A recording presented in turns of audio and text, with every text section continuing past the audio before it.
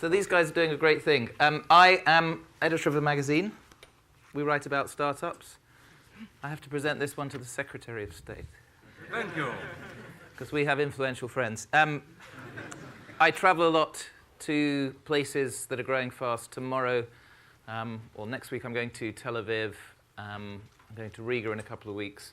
And we tell stories about these startups. Personally, I've also invested in quite a lot of the fast growth startups that we don't then write about. And I was very excited to see what was happening in Lisbon, because I know companies that are moving here from San Francisco because of the quality of education, because of the talent, because it's cheaper to hire really good people and a lot cheaper to live. I'm seeing people moving from established European ecosystems like Berlin over here because they sense a new opportunity.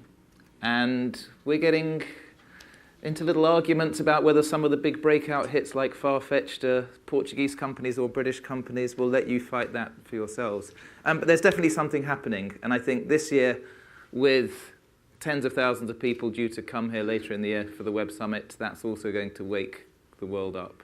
And one of the beautiful things about this moment is, like for a journalist, you love telling a story that people don't yet know yet.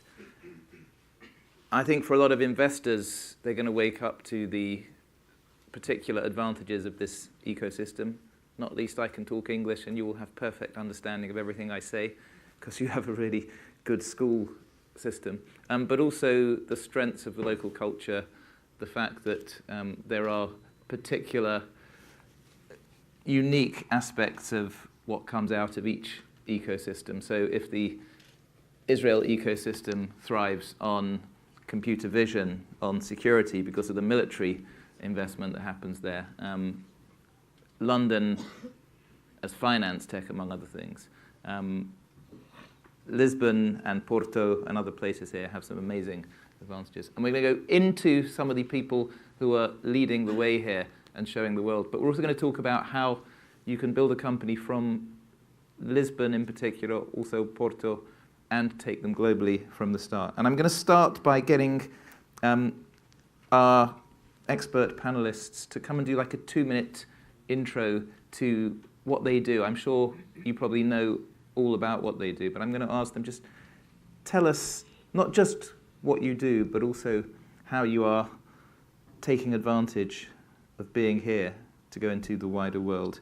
And I'm going to start with Miguel from Uniplaces, which is a company lots of people in the UK were starting to get excited about. I guess we started hearing about it last year. Come and tell us in 2 minutes why we should be so excited.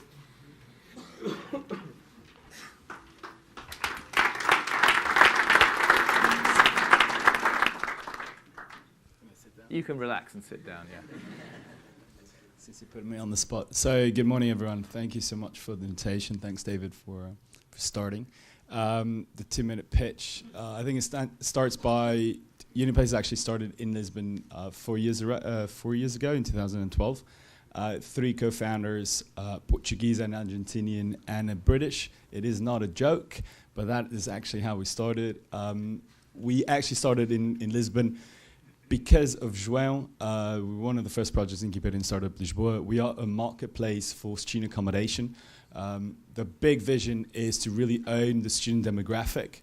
So there's 200 million students in the world. There's a few less students than Brazilians in the world, but students actually collectively spend $500 billion every year. A third of that goes into housing. We want to own housing and then go into other services where students actually spend money, student financing, student jobs, and all the student social activities that happen on a daily basis. We've raised around $30 million. Interestingly enough, we're trying to do the startup from crazy Portugal. I think is a huge advantage. Interestingly enough, we're one of the very few still today to actually have 95% of the workforce based in Lisbon. We have all key leadership management positions in Lisbon. We're using, of course, London for what it's really good at. And part of it is also attract some of the key talent that we can't relocate to Lisbon, but also The finance team is also based there. We also have a lot of the investors that we have are based in London. The last round was led by Atomico as well as Caixa. So I think we're trying to benefit as much as possible from both ecosystems. Last year we tried to really consolidate our presence in Europe, and that's what we're really basically using this money for, and hopefully take it to a global stage once we consolidate the model in Europe. Beautiful. And the great thing is both Lisbon and London are in the same time zone, although Lisbon always runs 23 minutes later. Unfortunately, that is still right. Andre from Veniam, come and tell us how you are connecting physical things to the network as they move very fast. Andre Cardote.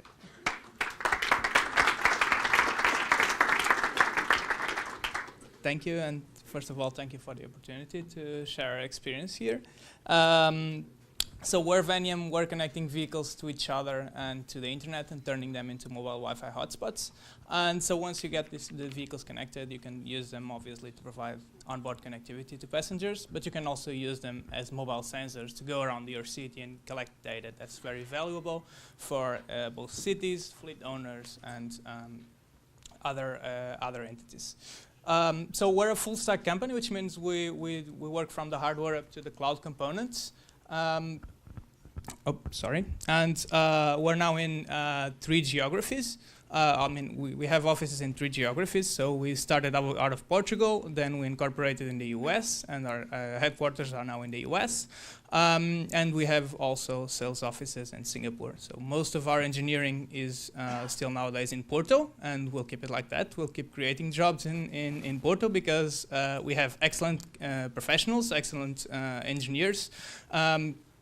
And so we're using these 3 geographies to go after different markets. So in the US, North America, we use our Mountain View offices for North America. We're tackling the European markets with our Porto offices in Porto, and we're going after the Singapore market using our the Asian market using our Singapore offices.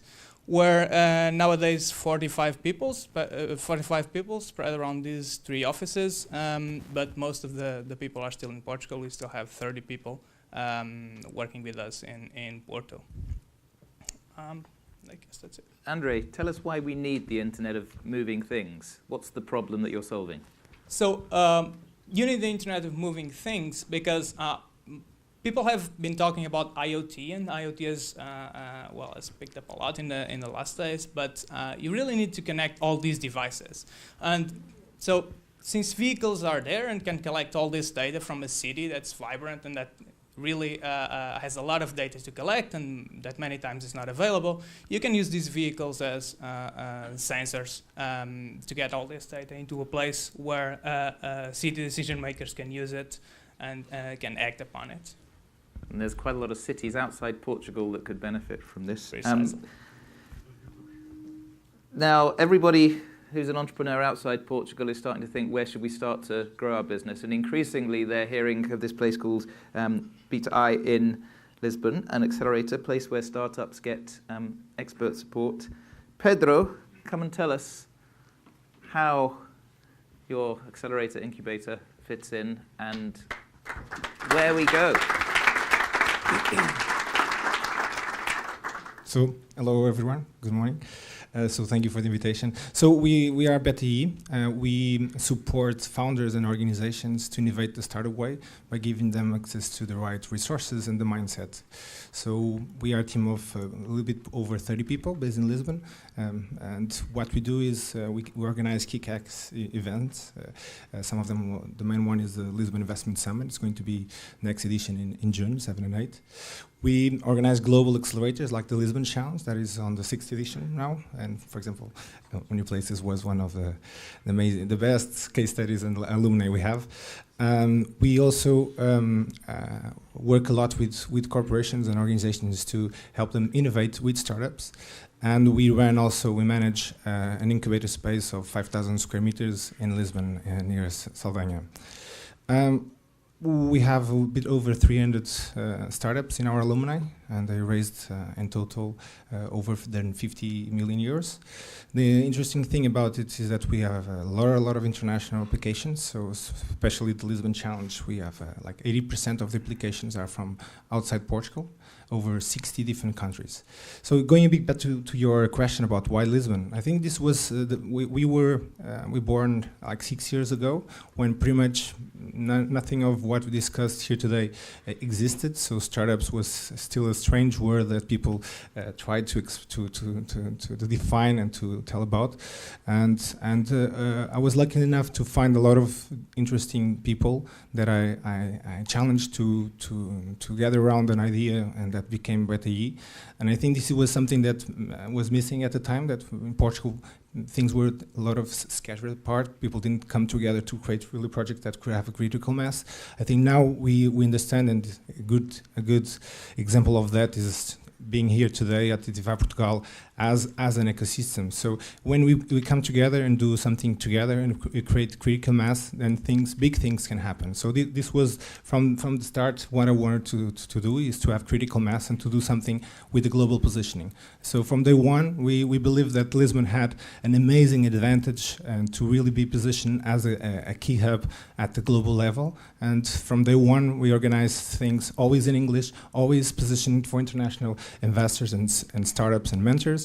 And year by year, we try to really to bring and to grow credibility about Portugal, about that we have a great city to grow startups. We have great founders, and I think it's paying up. I think now everyone understands that this is really an amazing ecosystem, and I think there's now a lot of players trying to support this. Big companies, the government. We have like Rowan in the government. He knows very well all about this. So I think we are in an amazing moment to really push this forwards. So and of the companies that you're hosting, that you're welcoming, what kind of countries have those entrepreneurs come from? The applications are 60 different countries, but we have mainly for Europe. From Europe, we have Portuguese, the main, but we have a lot from France, Spain, and Germany, a lot of Brazilian companies. But then we have some from the US, some from India, some from different places. But there are various, and of course, we have a lot of startups coming from the Balkans and from Ukraine and all the former Russian countries that have amazing talent, and they can move quite fast, and they found Portugal a very interesting place to live and to reach out to new markets. So it's quite a wide variety of countries. And to what extent do you think the lifestyle in Lisbon, the fact that it's sunnier probably more than in Kiev, is an incentive? I think João touch a point. I think this is really amazing city for you to live in, and Miguel is trying also to push this agenda by having a completely based operation in Portugal. People just fall in love with Lisbon. This is an amazing city, and it's the small details. It's difficult to explain, but you feel it when you're here. And I think what the accelerators are interesting good is it's a short-term experience of 3 months, and during that time, the ones that come, they get it. And I think what's important is to give really the fast resources for them to stay here. Because if they have smart investors that believe in them and they put around there, if they are surrounded by clients, corporate clients that really have a global reach, if they find the right mentors and a community of peers, of founders, it's an amazing place to be. And all of them, they say that and they feel it. There's another non-Lisbon small-scale startup that's come over here. It's called Uber. The man kind of taking that, I guess, challenging role to try and take on the taxi drivers of Lisbon, who got here probably in a cab, I would say, yes. Rui, come here. Tell us not just what Uber is, because I think we probably know, but tell us how you're having to adjust processes for the Portuguese, both system but also mindset. Sure. First of all, thank you guys for having me here today. Just a small disclaimer, I don't know if you can tell, but I'm a bit sick, a bit ill, and I had lip surgery on Monday, so speaking to me today is not coming very easy, so please bear with me, and it's really painful to smile. Other than that, I'll try to do my best. For those of you who don't know, and I'll be very brief, Uber started off in 2009 as a small startup founded by two guys in San Francisco. And the goal was to connect people who want to get around in their cities to other people who are available and able to provide a great mobility service. And that's the reason why Uber today is present in 402 cities across the world and in over 70 countries. Two of those cities are Lisbon and Porto. One of those countries is Portugal, and we're very happy that is the case. About adjusting the processes for Portugal, I would say a couple of things on that. First of all, one of the things is actually we see that the appetite for innovative solution for technology in Portugal is really, really high. And we're really proud to see that Lisbon and Porto are among the three fastest growing cities when it comes to Uber in Western Europe. And that shows that people have appetite and have, they want solutions that are based on technology. And not just when it comes to other sectors of activity, but also when it comes to mobility. So it's really good for us to see that and to see the reception and the warm reception that we're having in Portugal. As far as the challenges and the processes, well, you can define Uber as a very large startup that is present in multiple countries or a mesh of small startups that are present in 402 cities. And the reason as to why that second definition, the mesh of startups, is important is because we have to adjust and adapt in each of the markets where we operate. As you may know, mobility is a sector, especially mobility in light-duty vehicles in cities, is a sector that has been very highly regulated for many, many years. And for good reasons, and we can talk about that if there's an opportunity. And the fact that Uber is coming in such a sector that is so highly regulated, means that we have to adjust to the rules of the different markets where we play. Means that we have to adjust to the kind of the reception that we have from incumbents in each of the markets. And Portugal is not an exception to the rule. I'm pretty sure that you've heard about taxi resistance to our operation in Portugal.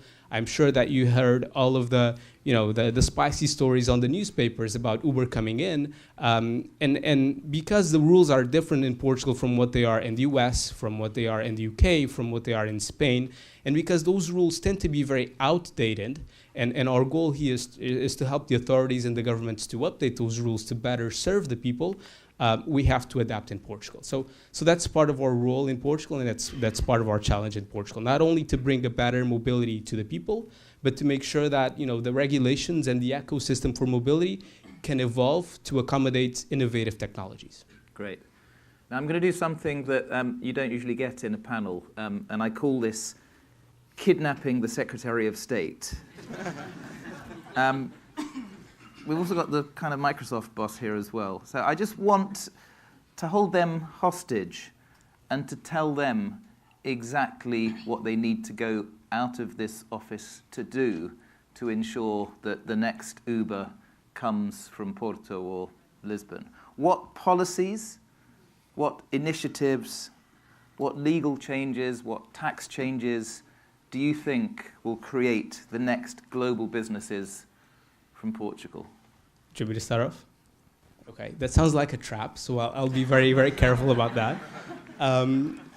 I would say that I was very happy to hear the Secretary of State speak about creating new regulations and changing policies to enable new companies to come in the future. So if we want, there's an interesting innovation called the Hyperloop, which is this high-speed train in vacuum tubes that is very similar to what bankers used in the 50s or the 60s to kind of carry tubes of papers across the offices. And Elon Musk, the CEO of Tesla, has actually come up with an interesting plan to make that become true for mobility for people to move around at speeds that are way faster than an airplane.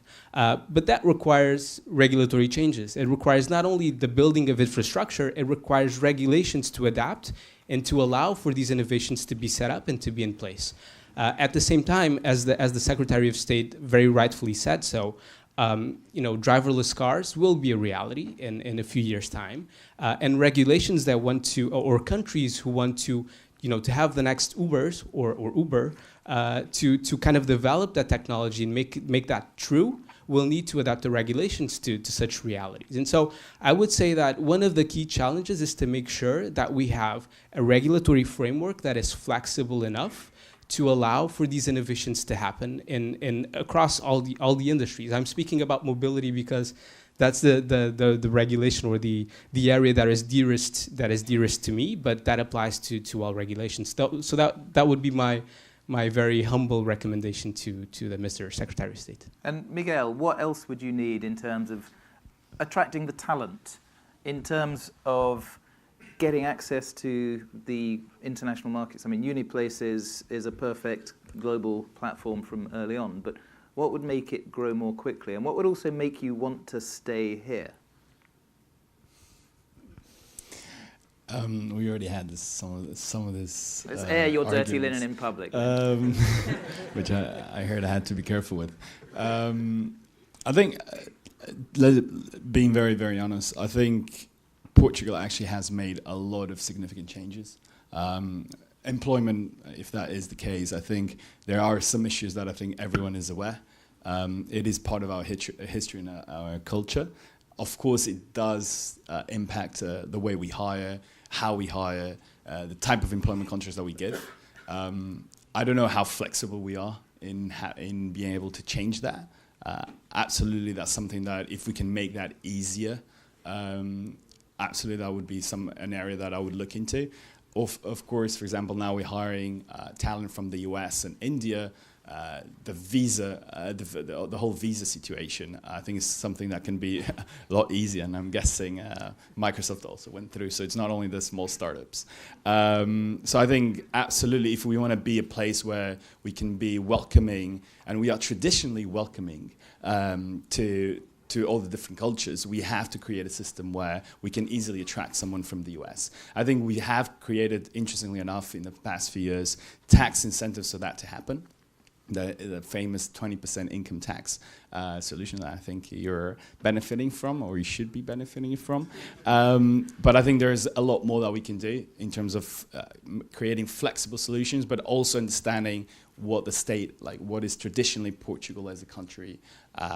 It is, especially with the current government. So we do need to understand like the circumstances, but I think there's a lot more we can do in terms of labor laws. I think also what we've been doing, and I think how the VC industry has been adapting is fantastic. 4 years ago when I started, it was very, very different from what it is today. I think absolutely, I think you're in the right way of actually trying to attract even more international VCs.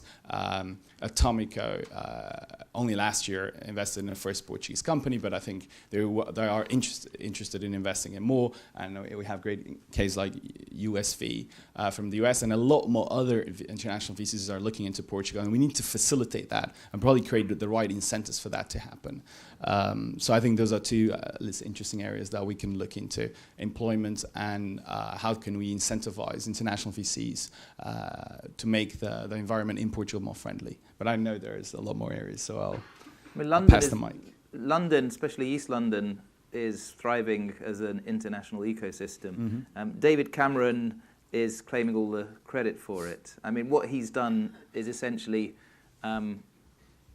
help with visas and help with tax incentives, the enterprise investment scheme that gives investors tax back on 30 or 50% of their investment.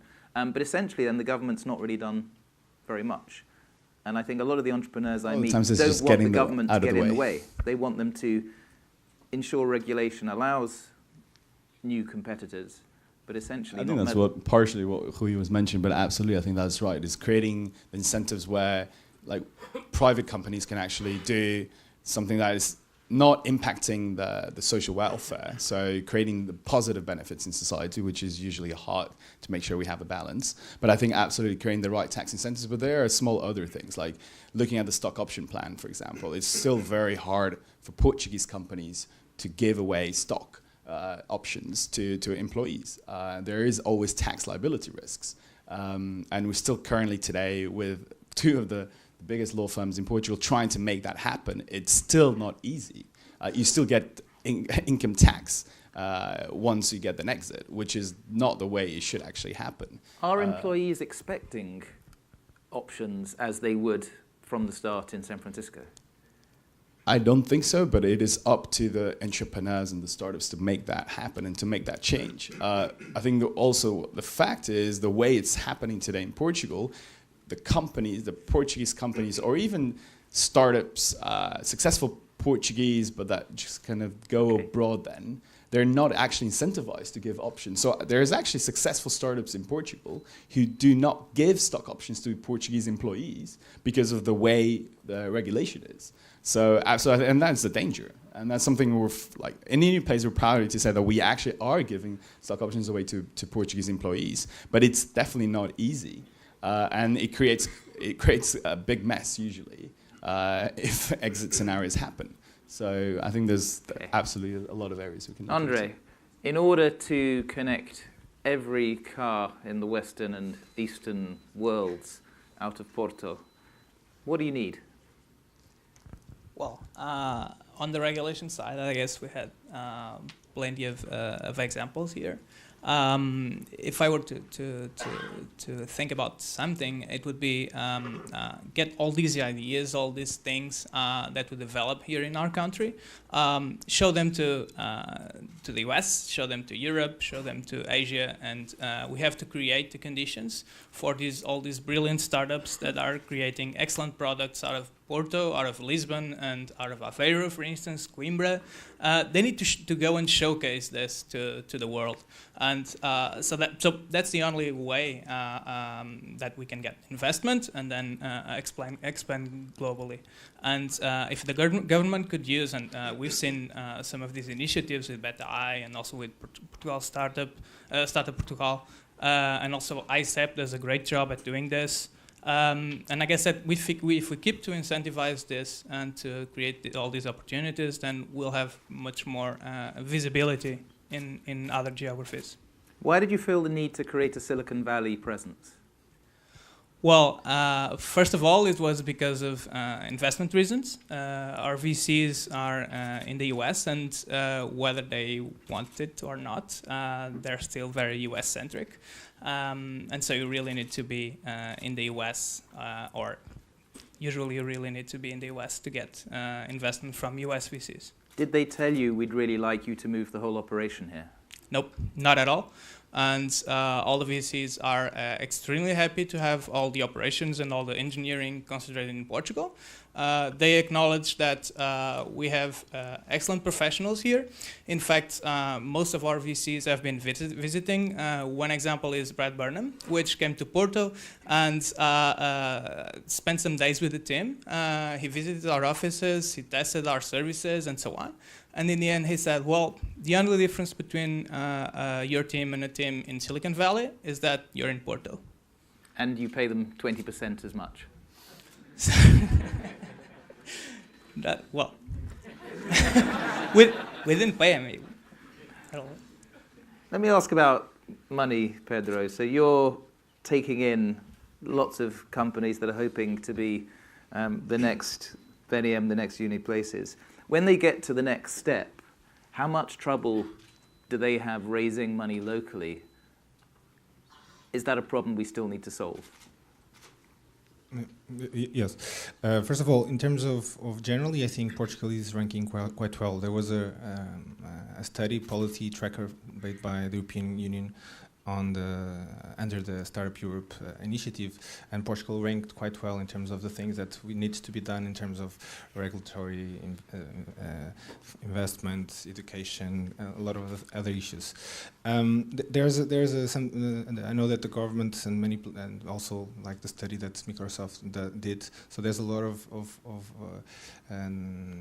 trying to measure and to listen to the ecosystem very well, and I think it's very relevant. There's at the moment there's the startup Portugal manifesto being running, and to get the contributions from the whole ecosystem to understand what exactly needs to be done. Although there's a lot of things that have already been done, and I think we're really on the right track.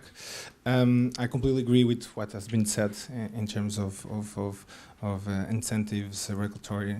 In terms of investments, I think that there's huge changes. For example, Caixa Capital, that we are a strong partner of us, I think they've been doing a great job in terms of trying to cover the whole life cycle of investment, supporting the accelerators, also investing in early stage, making a huge effort in trying to do international rounds, becoming LPs in international funds, which also aligns interest for the later stage investments to happen and to be part of international rounds like Uniplaces and many others.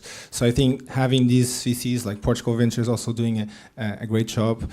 We have like Patena, we have also Faber here. So these local international players that do co-investments at international level, it's critical, because if that doesn't exist, then it's very difficult to have later stage investments. I think we have to create the right incentives. I think the government is trying to create a program that is interesting. I will just say that it's very important also stability. I think if you change things very often, then the international players get a bit afraid, and a lot of rounds that could happen, sometimes they hesitate because of instability. And when they look at deals at the global level, sometimes it's these details that make the tweak the decision towards a startup in a different geography. So I think stability is really, really important. But I think there's a lot of things being done in order to create that credibility, to that kind of relationship, and to align interest with international investors. I think there's pretty much a lot of money at the early stage. The only thing I would like is that, but I know it's very difficult to ask, and Rowan would like to have this to happen as well, is that most of the co-investment initiative funds here, matching funds in Portugal and other regions, are funded by the European Commission, and they have a lot of constraints and strings attached. So if these strings attached didn't exist, this would be much, much better, because it would allow much faster decision making, different kind of investments, cross-border investments. But at least we have a lot of money. So, and I think there's some struggles at the later rounds. I think now after this venue and Uniplaces, I think the next round will be really tough. I mean, there's also interesting, for example, Sonai. There's the creating a Sonai EM, corporate ventures, ADP, a lot of Vion. So there's a lot of corporations also bringing big money to the table.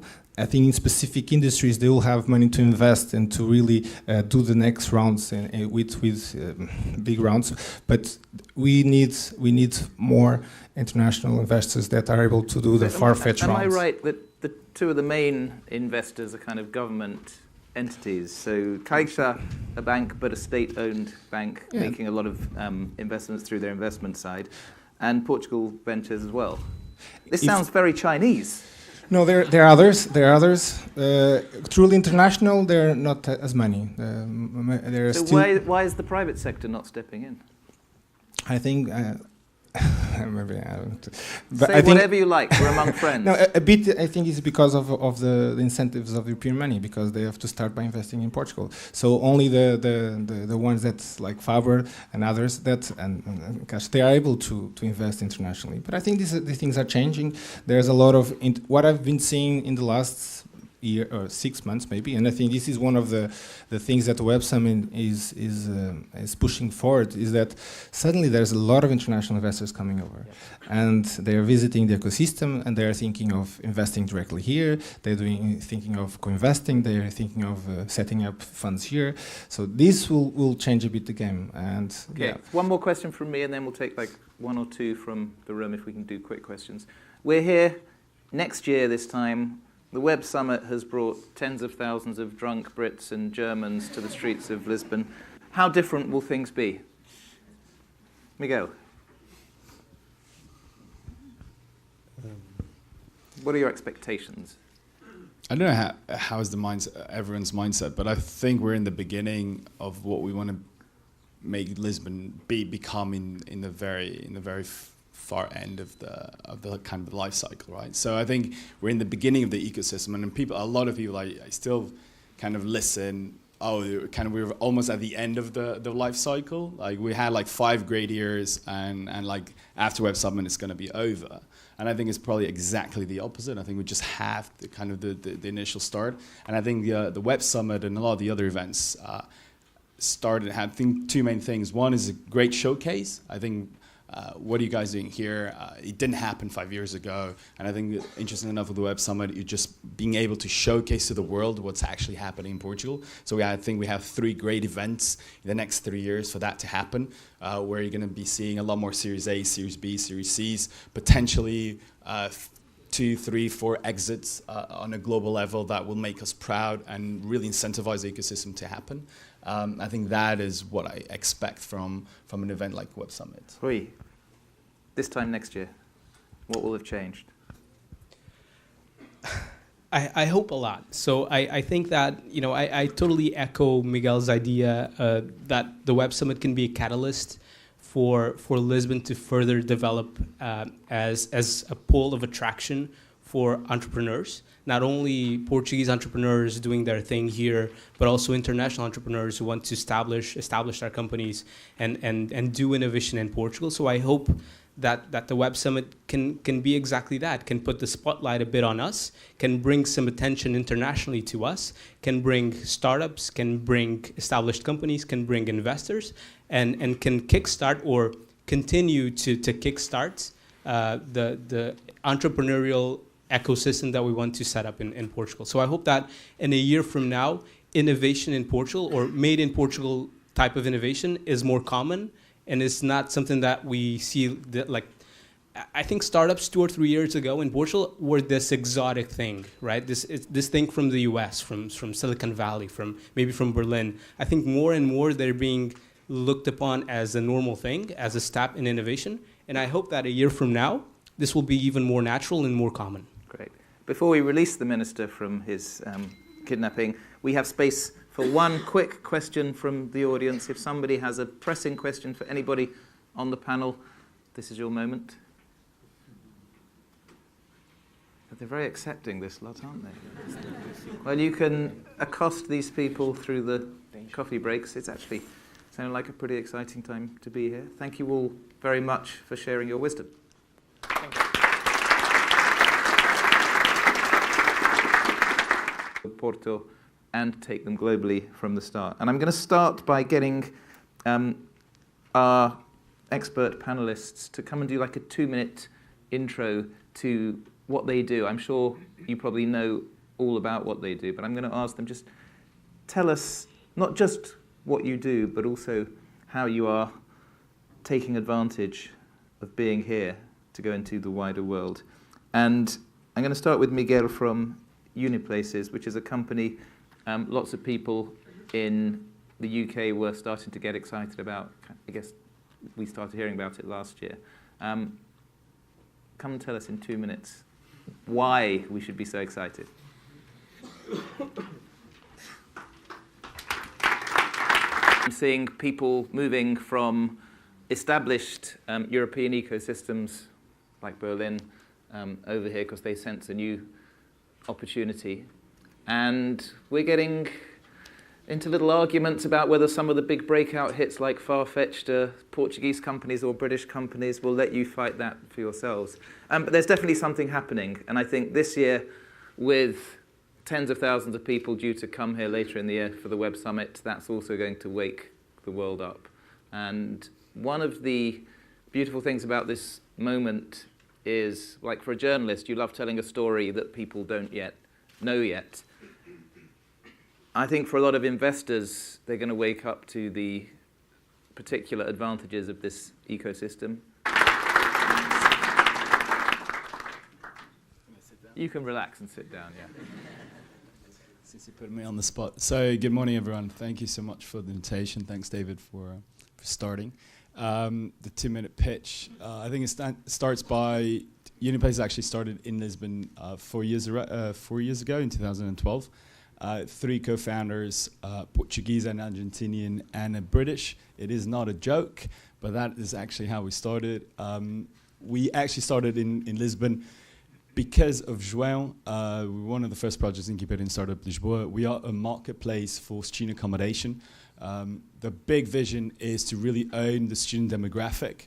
So there's 200 million students in the world. There's a few less students than Brazil. Not least I can talk English and you will have perfect understanding of everything I say because you have a really good school system. But also the strengths of the local culture, the fact that there are particular unique aspects of what comes out of each ecosystem. So if the Israel ecosystem thrives on computer vision, on security because of the military investment that happens there, London as finance tech, among other things.